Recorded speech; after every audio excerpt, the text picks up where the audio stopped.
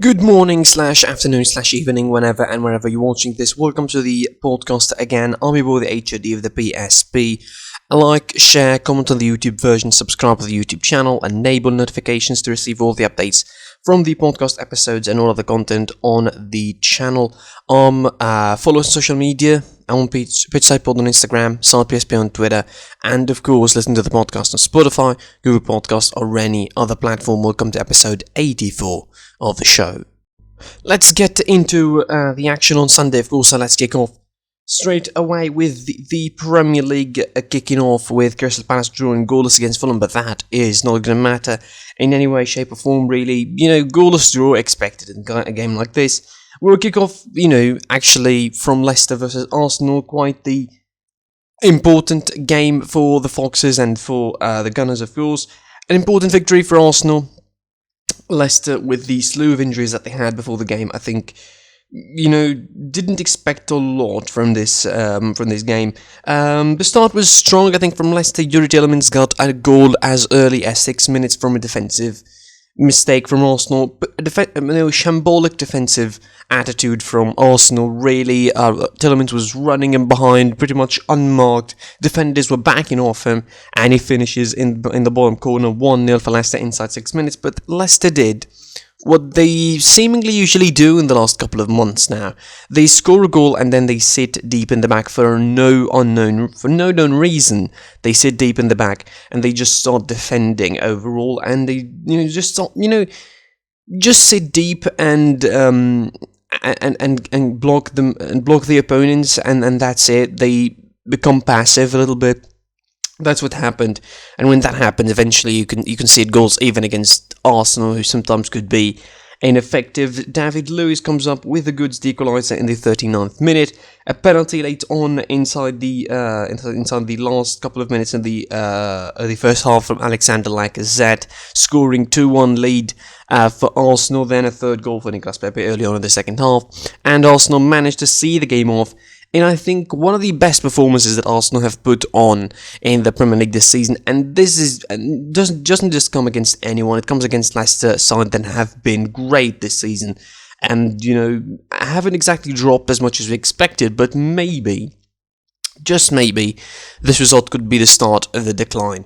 I'm always anticipating a certain point where Leicester City are going to be just dropping off, free fall down to the 5th or 6th spot on the table. Arsenal did really well in the game, so they deserve their victory, and maybe Arsenal are going to be trying to creep into the top 4 conversation. 37 points they have now at 10th, while Leicester have 49 at 3rd, and they could be in real jeopardy. Their spot could be in real jeopardy in terms of their top 4 chances. Tottenham 4-0 against Burnley from a London side who performed really well against another London side that performed brilliantly. Gareth Bale was, I think, the star of the show here as Tottenham thrashed Burnley 4-0. Gareth Bale with 2 goals and an assist to his name, and Lucas Moura with the 3rd goal. Maybe this is a good sign for the Tottenham fans that Gareth Bale is starting to pick up steam eventually. It took him a little while, but maybe he'll start picking up steam. A couple of goals as of late in the Europa League and in the Premier League. This could be really good, and if Tottenham have any chance of getting into a top 4, they need all of their players to be in top form, and I think the fact that Gareth Bale's scoring and assisting is really a good sign. Against Burnley, yes, but still, the games are coming for Tottenham where they need to pick up the points really, really importantly. The next couple of games for them are going to be Fulham and Crystal Palace, so both London derbies in a way, before the Dinamo Zagreb game in the Europa League. Then you have the big London derby, the North London derby against Arsenal. Then you have, of course, Dinamo Zagreb again in the Europa League. So it's pretty tough, I think, a couple of games, like a strict, a string of 5 games that are going to be really, really hard for Tottenham, so they need to get the points from the 3 London matches, as well as winning in the Europa League. So it's going to be quite the problem for Jose Mourinho, who definitely wants to win a trophy at least somewhere. Obviously the Europa League might be the priority, but there's also the Carabao Cup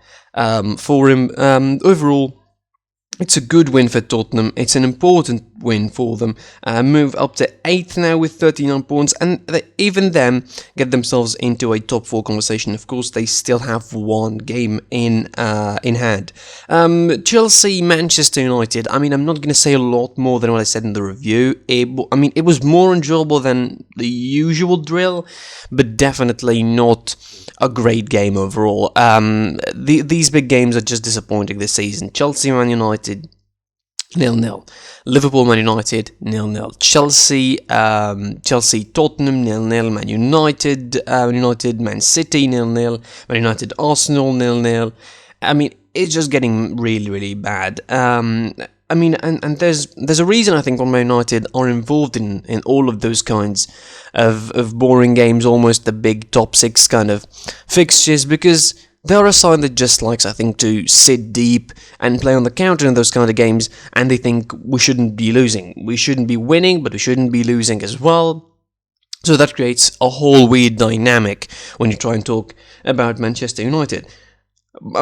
Obviously, I'm going to take the game from a different perspective. Chelsea, of course, or Man United had a penalty claim in the middle of the game, of course, against Callum Hudson-Odoi, but it didn't transpire into any significant thing during the game. But after the game, there was a lot of comments from Ole Gunnar Solskjaer. Of course, the VAR denied the penalty. The referee Stuart Atwell went to the VAR monitor and checked, and he wasn't convinced that it was a penalty. Really, Ole Gunnar Solskjaer said these kind of decisions were weird. There was a conversation between the referee and Maguire, and a whole bunch of weird stuff was said around this game. But I think maybe it's trying to deflect from the fact that the game was boring, that neither team were as entertaining as we expected, neither team went for it actually, particularly Man United. I mean, Chelsea were afraid of United's counter more than they were interested in attacking themselves, which was weird. Man United, they were the same usual self, particularly in the second half. They just sat deep and tried to play on the counter. Not much in terms of chances, but at least it was intense. At least it was a bit of an intense game. Sometimes overly intense in the tackles and the interceptions and the one-on-ones and the duels that are played. But that those are the kind of matches you expect in the Premier League. Pretty intense and physical. So this victory puts a definite, I think, nail in the coffin in the Man United title hopes, because now it's 12 points of Man City, and with their current form, it's impossible, nigh on physically, scientifically, whatever you want to call it, impossible to catch up with them. For Chelsea, it's 44 now, and their place at 5th now is in jeopardy, and we have a wide open title race, or top 4 race in the Premier League, at the moment. Speaking of that now, one side that got themselves into the title race, or the top 4 now in the Premier League at the moment, is Liverpool defeating Sheffield United 2-0. I mean, you don't need to tell me. They should beat Sheffield United. Bottom of the table, struggling, no real form whatsoever. A side that, has just been smacked right, left and centre by every team in the Premier League. Should be an easy job for Liverpool. And, it was to a certain extent an easy job for Liverpool. The fact that they started with, Nathaniel Phillips and Ozan Kabak in the back, with Wijnaldum, Alcantara and Jones, and didn't concede goals is an achievement in its own right. But the fact is, it was Sheffield United. Liverpool should get credit for the victory, but shouldn't get credit for the fact that it's Sheffield. Like, it's not a test, really. It's not even a test for Liverpool. The fact that they face Sheffield, they face Chelsea, of course, in the midweek. We all know that. Then they have Fulham in the weekend at the Anfield. Then they have Leipzig in the Champions League in the midweek at home. So it's 3 straight home games for Liverpool this season. They have a big opportunity, I think, to get into the top 4 when they meet Chelsea. Of course, they go head to head on Wednesday, and we're going to get to that game. Of course, on Thursday, and we're going to get to that game definitely in the later episodes. But again, it's an important victory for Liverpool. The 2 goals coming from Curtis Jones and Bobby Firmino, which counted as an own goal for Brian. Really, I don't want that. It counts as a Bobby Firmino goal for me. Anyway, an important victory for Liverpool. 43 points now, 1 point behind Chelsea at 5th. They are now 2 points behind West Ham at 4th, and they could get into that top 4 conversation, almost against the odds, really, because a lot of people are expecting them to drop off that top 4, which is going to be a disaster considering the season they had last time out and this season in comparison, of course. The Premier League next round, of course, is going to be as follows. It's going to be as follows. Round 26, of course, finishes with Everton Southampton on Monday, and then round 29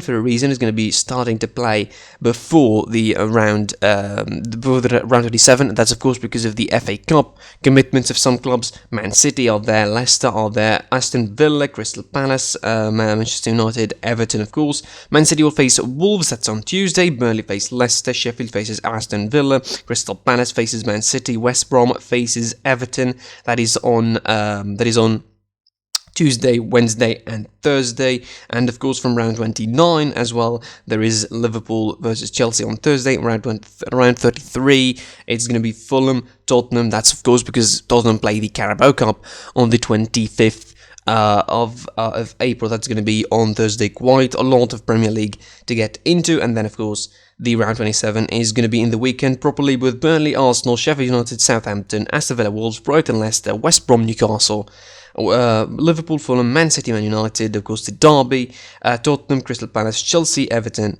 and West Ham facing Leeds United. From the Premier League, moving on to the Serie A, and round 24 of the Serie A, of course, continued on Sunday, and I think it was eventful. Certainly, Sampdoria kicked the day off by losing against Atalanta 2-0 at home, 2-0 for Atalanta. An important victory, I think, a morale-boosting victory, I would say, after the debacle that was the game against Real Madrid in the Champions League. Probably that would give them a lot of momentum going forward in the league as well. Atalanta managed to score the 2 goals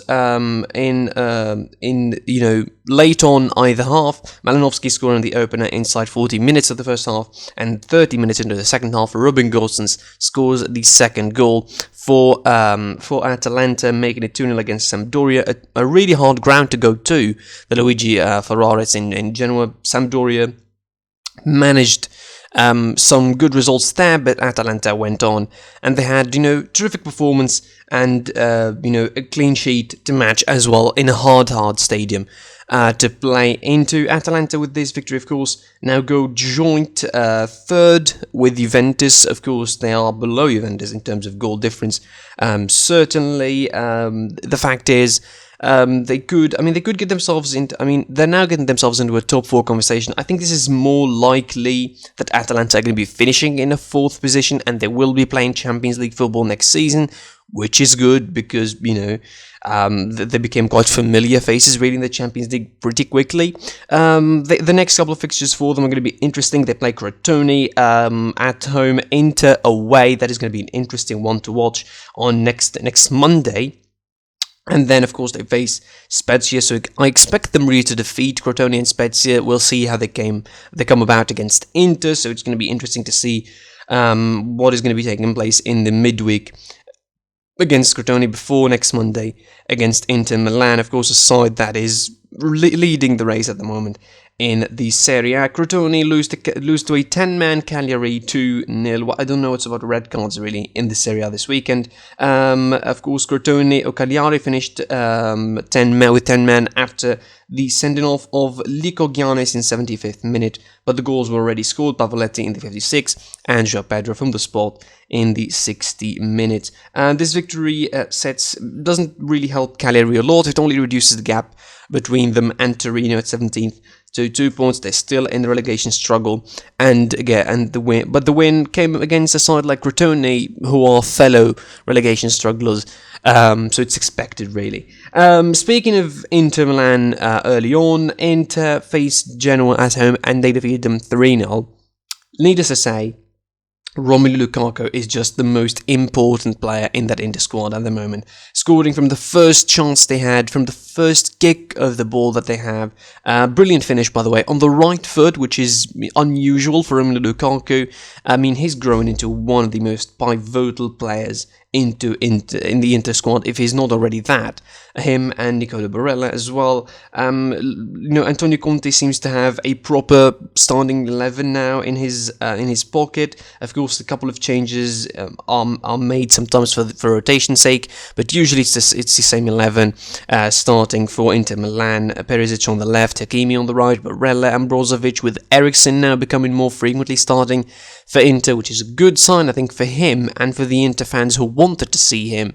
That free kick against Milan was a pretty big point and pretty big turning point in his career. Lautaro Martinez and Lukaku up front, of course, but the question is, will they be the same if Lukaku is injured, or Lukaku is missing for any reason, or Martinez? For example, if these two are not together in the attack for Inter, what is going to be the situation? If Barella isn't there in the midfield, how's going to be the situation? If, for example, Bastoni isn't there, Hakimi isn't there. I mean, we saw when Hakimi isn't there, Darmian started, but it's against Genoa. Let's be real. Inter should beat Genoa pretty comfortably, although they struggled against them in the first fixture of this game. They defeated them 2-0, but it was, I think, much harder than this one for Inter. Complete domination from the Nerazzurri. They should be winning the title. And I know I'm repeating myself here, but they could still drop points. You don't know what could happen. Again, they could drop points against any side now in this Serie A. They have no restrictions, as I mentioned, which makes their schedule quite clear to follow.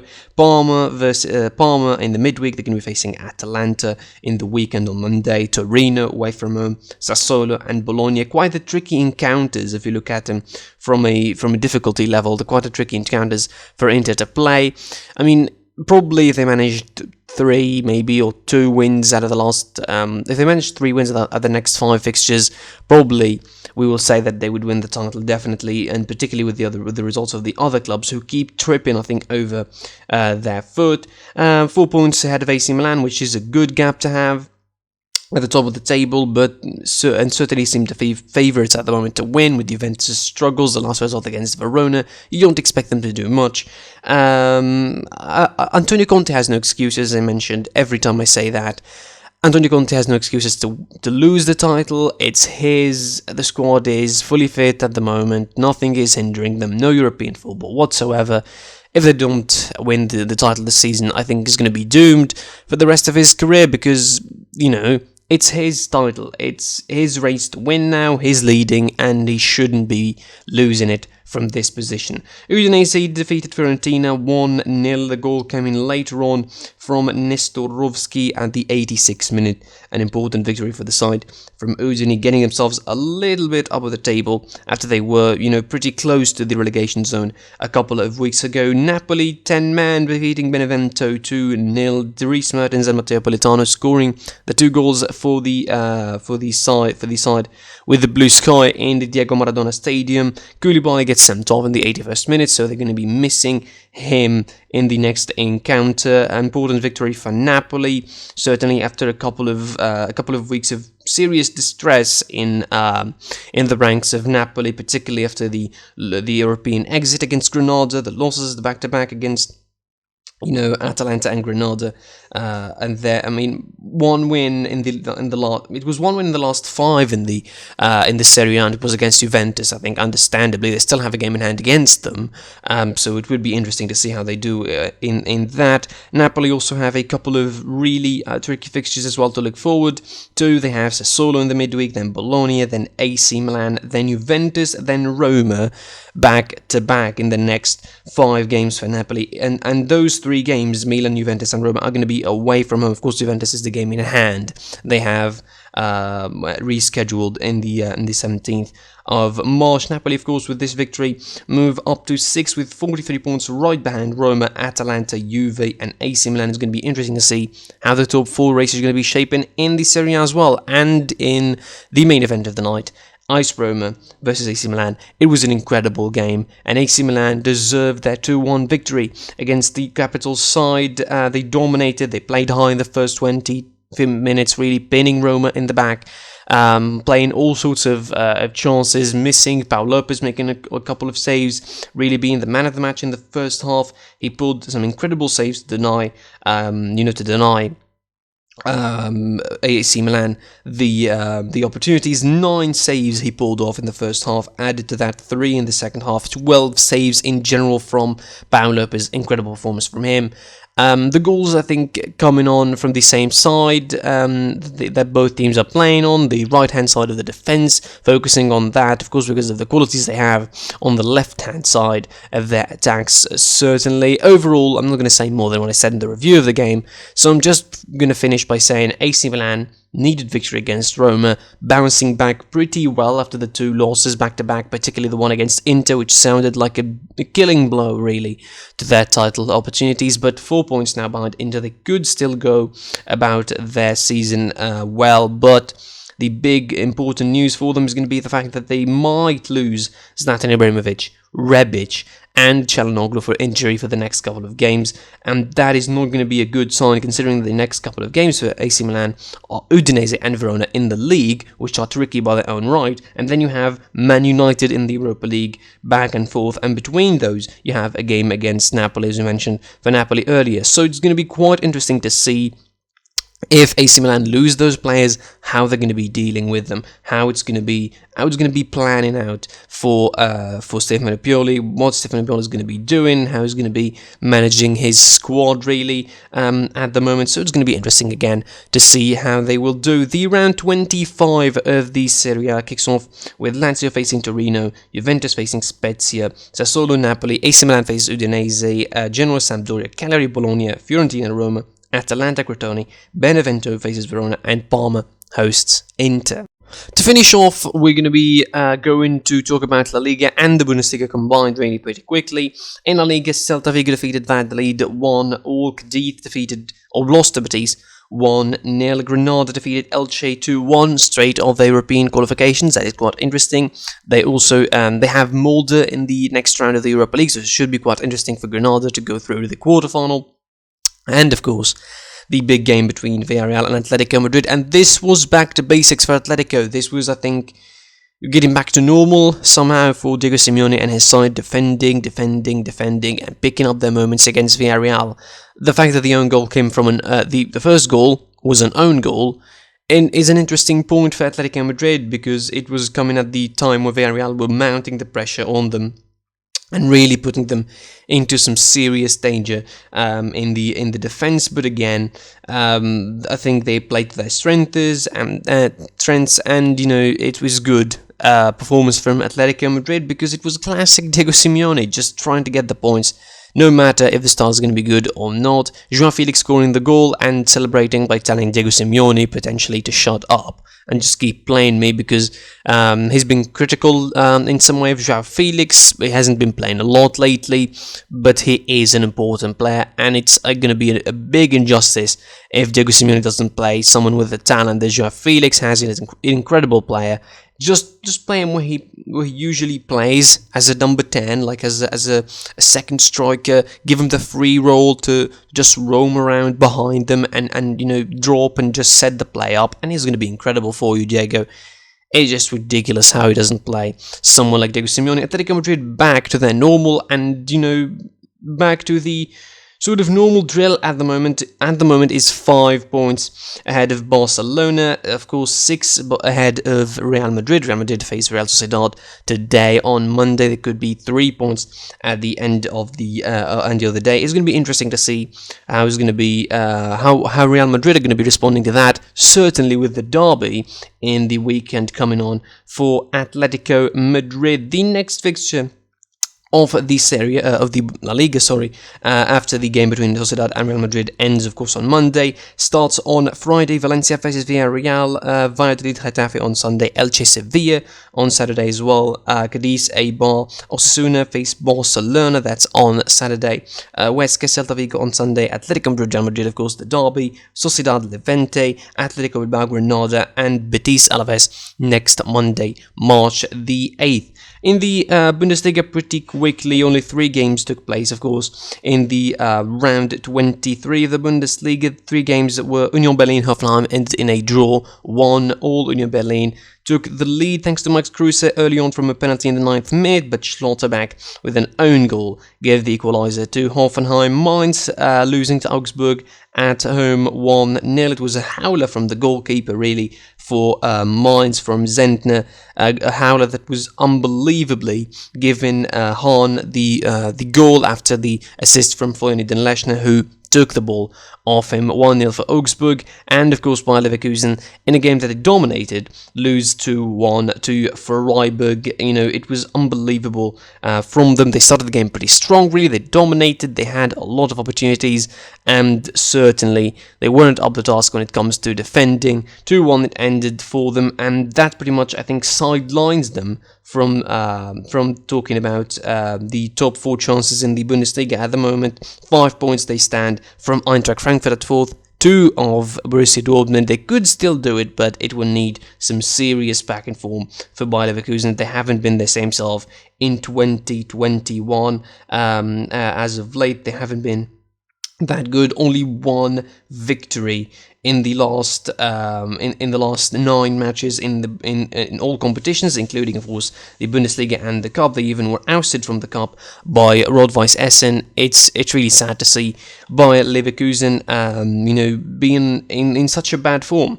24th round in the Bundesliga kicks off on Friday with Schalke facing Mainz, Hertha Berlin Augsburg on Saturday, Eintracht Frankfurt Stuttgart, Freiburg Leipzig, Hoffenheim Wolfsburg, Borussia Mönchengladbach Bayer Leverkusen, and of course Bayern Munich, Borussia Dortmund, Der Klassiker. We're going to give it a lot of talk when it comes to the preview of the weekend on Friday, and hopefully, or probably I'm going to be leaving the Bundesliga to Saturday eventually. I'm going to be talking about the Borussia Dortmund and the Bayern Munich game in depth. FC Köln Werder Bremen on Sunday, and Arminia Bielefeld, Union Berlin as well on Sunday. Thank you for watching / listening. I was your boy, the HOD of the PSP. That's it from me for this episode 84. Thanks for watching. Follow us on social media, site PSP under the pitch site world on Instagram. Like, share, comment on the video, subscribe to the channel, enable notifications, go to Spotify, Google Podcasts, or any other platform to find this podcast as well. And until next time, I'll be seeing you soon.